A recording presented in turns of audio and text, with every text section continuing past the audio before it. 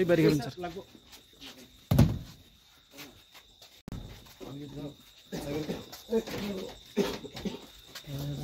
OC Bishramganj PS থেকে একটা আমরা রিকোয়েশন পাই যে ওনারা ভিহিকেল চেকিংয়ের সময় শান্তনু সাহা এবং শাহিন মিয়া নামে দুজন লোককে ওরা সাসপেক্টেড হিসাবে ভিহিকেল চেকিংয়ের সময় ডিটেন করেছিল এবং তাদের কাছ থেকে হিউজ কোয়ান্টিটি ক্যাশ ছিল 15 লাখ।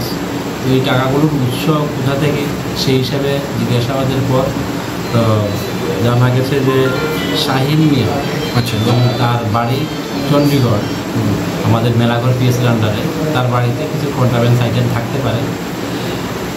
সেই অনুযায়ী আমরা আমাদের সুনামুড়া এসডিএম স্যারের অফিসের ডিসিএম স্যার বিশ্বজিৎ দাস, ওনাকে নিয়ে আমাদের সাব ইন্সপেক্টর অসিত ভট্টাচার্য, রাম কৃষাণ, আমি নিজে, আমরা সবাই ওদের বাড়িতে আমরা রেড করি।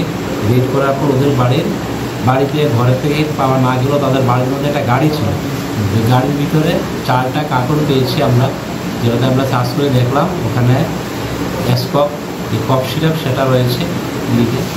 তো এখানে আমরা কাউন্ট করার পরে আমরা দেখলাম এখানে প্রায় 600 কোটা আমরা সিজ করতে পেরেছি।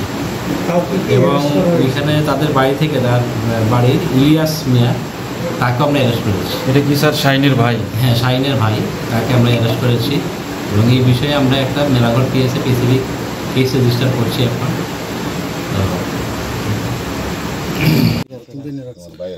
বাথরুম